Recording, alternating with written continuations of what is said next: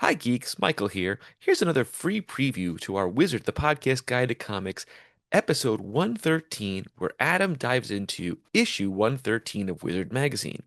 For this and so much more, go to our patreon.com/wizardscomics.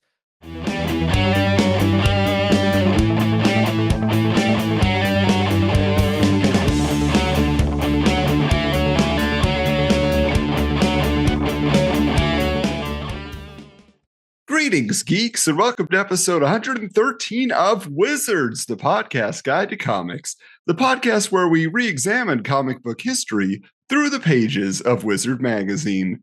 Declaring the alternate title of this episode to be 2001, A Geek Odyssey, I'm Adam.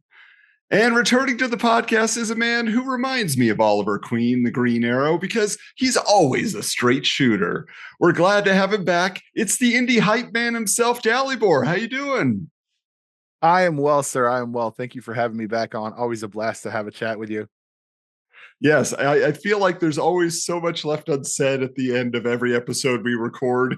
We'll get as much in as we can here, but it's a great issue too, because I remember a bunch of stuff, but then I also forgot a bunch of stuff. So I'm super excited to talk about it. Yeah, the joys of doing the podcast. I am curious though, because for those audio listeners can't see your setup, behind you is your indie books, your shelf where you keep, you cover so much, you're always looking for something new. Have you encountered something new this year? Is there something like on the tip of your tongue, at the top of your mind, where you're just like, this is a book to check out, or this is a creator to keep an eye on?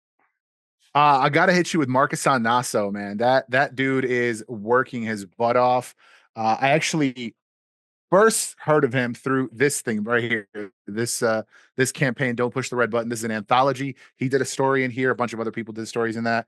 But then I met him at a show. He did a series called Ravenous some years back, and it's I still haven't read it, but I bought it. He is just, his pitches are always so good. And his was the hardcover that I walked away from C2E2 last year. It was like $50, and I was like, you know what? I'm gonna walk away. I'm gonna be responsible. And then I saw him again at a small show nearby, and I was like, well, this is a sign. I gotta pick it up now. Well, give us his name one more time for people who are not familiar. Marcuson Nasso, Naso. Okay, cool. All right. So everybody keep an eye out there. Now, you brought up C2E2. Last time I was hearing from you, you were sending me, a pick from the floor because William Bruce West, another frequent guest, was walking around there as well. Was there a particular highlight for you from that show? There was a lot of stuff going on this year. But honestly, my big highlight was getting to spend some time again with Neil Gibson from Twisted Comics. He did a series called Twisted Dark for a long time. I think he's on like volume 12 or 13 or something like that. It's an anthology series he writes, but it's all sorts of different thriller stories. I don't want to say horror. They're more like thrillers, but sort of from a dark perspective. And then he's also got a Twisted Light that he did a short, and then he also did a, oh my goodness, I always forget the name of it. There's a sci-fi one that's very similar, like in the vein of like anthology short stories. And then he's also done a bunch of other trades. But he recently, this past year, got the go ahead to do the what's it called? Oh my goodness. Oh my God. Is it like a Netflix like a licensed series. property? No, the Netflix series. Yeah, the Netflix series. Black Mirror. Because that was Twisted Dark was compared to Black Mirror a lot because it's an anthology series, kind of dark, And so he went to them. They approved it, and he got the deal, and is actually live right now on Kickstarter. That was an accident. I didn't mean to promote that, but that's my dude, and he's like it's a super exciting prospect. It's a 1-to-1 recreation. It's very interesting because they weren't actually given any kind of creative freedom, but it's just like presenting in a new format. So I'm interested to see how it comes out. Yeah, very cool. I feel like this is important when we talk to you, only because Palmer's Picks doesn't exist, in Wizard at this time, and it doesn't exist out in the world. So you are a go-to guy for those indie books and those creators who are coming up. So thank you for that. But let's get into this issue with our table of contents. So Wizard issue 113 with a February 2001 cover date featured two different covers. Now, the first was the previously mentioned Green Arrow cover by none other than Matt Wagner, who would be doing the same painted style for every issue of the Kevin Smith penned relaunch of Green Arrow. But people didn't know that at the time. It hadn't come out just, yet. And so this would have been their first look at what Matt Wagner was doing there. So that was interesting. Now, the second was an Ultimate Marvel cover by Joe Quesada featuring Spider-Man, Hulk, and Ultimate Wolverine. I will say, like, Spider-Man and Hulk just look like Spider-Man and Hulk, because they don't have different costumes, but the There's Wolverine not really much of a difference. Yeah. And then the issue came packed with a ballot for the year 2000 Wizard Fan Awards. So people could decide, let's take a look here. Who is their favorite editor? Well, at this time, it could have been Axel Alonso, Eddie Berganza, Tom Brevoort, Renee Geerlings, Joe Quesada, or you could write someone in. It is interesting to see how many of those people are still in the industry. Yeah, I was going to say, Alonso was like the guy at Marvel for a minute.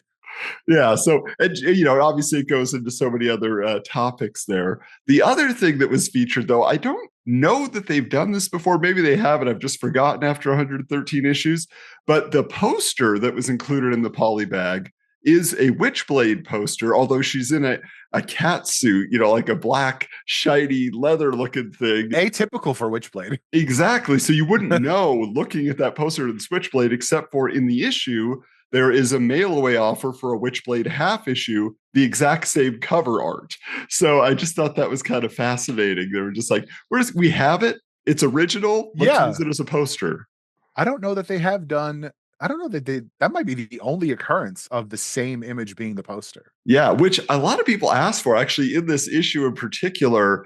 People specifically, the previous a couple issues back, we had the 80s look at, J. Scott Campbell and Joe Mad and all these people reinterpreting classic 80s cartoon and toy properties. Oh, yeah. And so many people are writing in saying, are you going to release that as a poster or a print? I just want that image. You know? that Joe Mad Turtles is an all-time piece. Yeah, and of course, I mean, eventually a lot of these just make their way into the Poster Mania collections. So original art for Wizard, a lot of it you could just get, without text or anything in that format. All right, well, that being the case, we know where we're headed eventually. But first off, we got to find out who was writing into Wizard and what they were asking. So why don't we open up Willie Lumpkin's mailbag? All right, were there any letters here that were standing out to you as you scanned the issue? Was there a query? Was there a point being made that you said, interesting? I mean, none of the letters themselves, but actually the letter art in this particular issue was all so dang good that I was like, I wonder if any of these people are still doing stuff. And let me tell you, I looked them up. And I believe they're all still doing creative work. Really? Specifically, the Spider-Man vs. Green Goblin letter art from Elvin Centrone. He's doing comics. He's a comic book illustrator. Joe Rinaldi found him also doing art still. I don't know if he's doing specifically comic books, but he is doing like caricature work of stuff. And it's very similar, but just kind of like an evolved style of what's on this. Same thing with Elvin. The Batman: The Dark Knight, David Cesar, he's absolutely still doing it. It's literally, you could see this as a foundational step to what he's doing now. Still doing painted style, still doing this kind of like heavy shadows. It was just cool to see the next step of somebody. The only one that I'm not 100% sure on, because it's a completely different medium, but like he's in Virginia and it says he's in Virginia, as that's Mark Baker. He's doing like woodworking now, if it's the same guy. Well, I could see that. This looks like almost like a wood-burned version of the Sandman from Sandman Mystery Theater, And I figure he's got photos of himself on his Instagram, so he's a little older. And I was like, Sandman's kind of like more of a classic character, like feels like an older dude. Well, especially at this moment in time to submit that version of Sandman, it's kind of like, That was a long time ago, guy. That was like literally Yeah. like it feels like 10 years ago in this timeline. Although when I see Mark Baker, I just instantly go to Mark Lynn Baker from Perfect Strangers and She-Hulk's dad in the Disney Plus series. Oh, that's right. Oh my uh, goodness. all right. Well, there was a question I wanted to delve into here. This is, the magic words column. It's meant to have the geek conversation. And this is one that there is one hero that we always think now who was worthy to wield Thor's hammer. But there was a different hero that Lee Elmer Green, although it says former subscriber, which is a weird designation. He's not subscribing to Wizard anymore, but he's still writing in. But he was from That's High pretty Point, funny. North Carolina. Maybe it was outlawed in North Carolina. But here's what he said. Dear Booze Hound, I have a very important question I need to answer. Could Batman lift Thor's hammer? Please hurry up, you fat bastard. I'm going to say that's why he's a former. Yeah, That's why he's got a former bad subscriber. attitude. They canceled his subscription. They're like, we're going to keep your money and cancel your subscription. Yeah. Jim McLaughlin's here says, Booze Hound, fat bastard. Treatment like this is just wrong. It's wrong in a mug. What? Is that a phrase? Wrong in a mug? Oh, anyway. Not that I'm aware of. But he goes on, let's see. Only those who are worthy can heft Sacred Mjolnir, Hammer of Thor, seeing as how my worth has been diminished by years of alcohol abuse and cat juggling. I thought I'd kick this one over to Bill Roseman again. And just, like they refer to him a lot in the Magic Words column. He was over at Marvel. And he says here, quote, I crossed the Rainbow Bridge to Asgard and got the answers from the big man himself, Roseman said. Thor speaketh thus. The little bird man? Lift mighty Mjolnir? Ha! Great czar of information, surely thou hast been drinking mead with the voluminous Volstagg. Birdman is not a warrior born. He prances about hither and yon with a young lad in tights. He does not partake in ale, mutton, or fine maidens. He has nipples on his costume. He is worthy of only one thing, a blow from the back of Thor's hand. So, in a nutshell, no. So, but what do you think? Do you think Batman would be worthy, or has he done some shady stuff? Is he pure of heart? No, I don't think Batman would be worthy. I mean, history has now proven that Superman is. Although the line was not "you're worthy," the line was "my father is not an idiot." Yeah, so I mean, like, it is interesting to consider all of those, and I'm sure there have been lists and listicles over the years when the Thor movies have come out of who have held the hammer. But yeah, it's like you think of Batman as a hero, but yeah, always a little willing to color outside the lines in his methods, right? Even though, yeah, he's not going to wield a gun, but there's kind of other elements. I mean, maybe Thor's just like, he's beating up on people, escaped from places where they're trying to treat their mental illness, and he's just beating them up and putting them back there again. Maybe that's the thing is, in the last few years, Batman has gotten like even more. I struggle to find an other word than authoritarian. During the Batman versus Catwoman, was it gang war or whatever line?